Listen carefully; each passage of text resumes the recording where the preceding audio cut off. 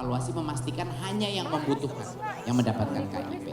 Tentunya ada berbagai macam laporan yang saya dapatkan, itu kita cecar terus untuk memastikan bahwa KIP hanya diberikan kepada yang membutuhkan. Saat ini, banyak isu penyalahgunaan beasiswa Kartu Indonesia Pintar Kuliah atau KIPK, yang dimana hal tersebut menjadi isu yang semakin marak akhir-akhir ini.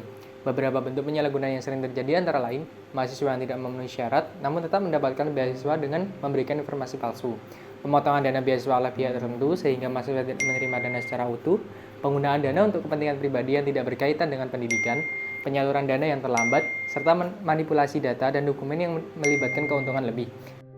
Hal-hal seperti itu merupakan beberapa bentuk korupsi. Korupsi adalah tindak penyalahgunaan kekuasaan atau jabatan untuk keuntungan pribadi atau kelompok, yang biasa melibatkan penerimaan suap, pemerasan, nepotisme, penggelapan dana, atau manipulasi data.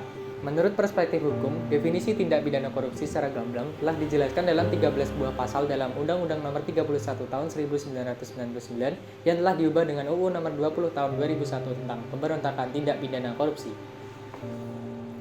Banyaknya pemalsuan beasiswa KIPK dapat terjadi dari individu itu sendiri yang memiliki kesadaran diri yang rendah. Banyak juga individu-individu yang melakukan pemalsuan ini demi keuntungan pribadi. Lalu, banyaknya pemalsuan data ini dapat terjadi karena kurangnya pengawasan dan proses verifikasi data yang tidak ketat, sehingga banyak data palsu yang dimanipulasi dan lolos. Berikut adalah cara menangani hal tersebut, dapat dibagi menjadi dua, yaitu dari eksternal maupun internal.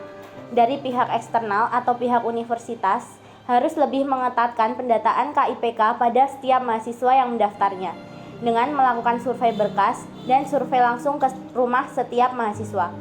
Sedangkan dari pihak internal atau pihak diri sendiri lebih meningkatkan kesadaran diri dengan mawas diri bahwa penggunaan KIPK bukanlah beasiswa biasa, melainkan untuk mahasiswa yang membutuhkan subsidi untuk keberlangsungan perkuliahannya.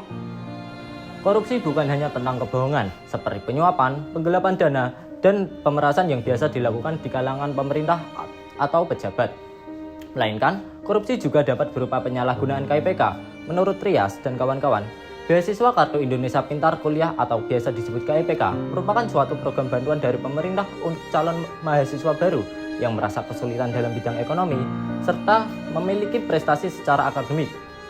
Program beasiswa ini dibuat dengan tujuan untuk memperluas akses serta kesempatan belajar di perguruan tinggi bagi calon mahasiswa baru di seluruh universitas di Indonesia, serta diharap dapat meningkatkan prestasi mahasiswa baik dalam bidang akademik maupun non-akademik. Penyalahgunaan KIPK tersebut dilakukan oleh mahasiswa Universitas Diponegoro, khususnya bernama Candika Mutiara Johani yang merupakan seorang influencer. Mahasiswa tersebut memiliki gaya hidup yang sangat tinggi dan tidak sesuai dengan ketentuan penerima KIPK. Perilaku tersebut juga dilakukan oleh 4 mahasiswa Universitas Brawijaya.